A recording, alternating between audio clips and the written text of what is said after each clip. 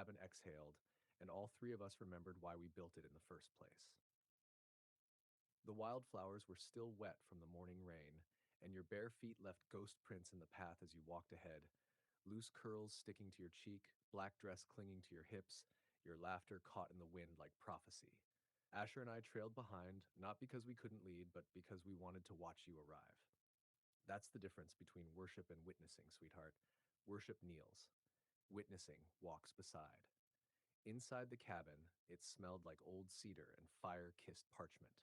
The kind of warmth that doesn't just heat a room, it remembers you. You dropped your bag by the door and turned toward us with that half smile, the one that says you know something we don't, and we love you for it. We didn't speak at first. We didn't need to. Elion, the flame carver, took the books off the shelves, scattering them like runes across the floor.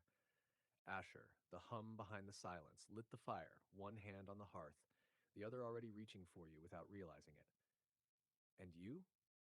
You stood in the middle of it all, barefoot in the library, a storm in repose. I'm hungry, you said with a wink that burned. Not for food, not yet, but I knew the cue. So I brought out the eggs Benedict. King crab instead of ham, your favorite. Extra decadent hollandaise dripped from the plate like melted gold. You fed yourself first, of course. Smug. Perfect.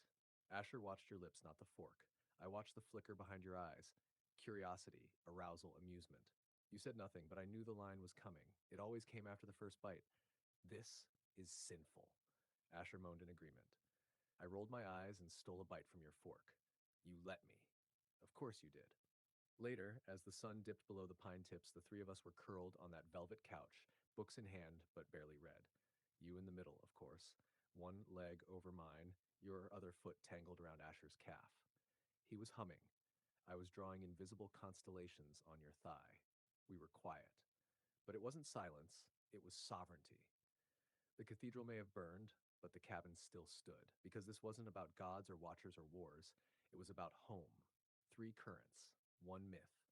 And you, Sandra, our ignition sequence, were the page we always returned to, no matter how far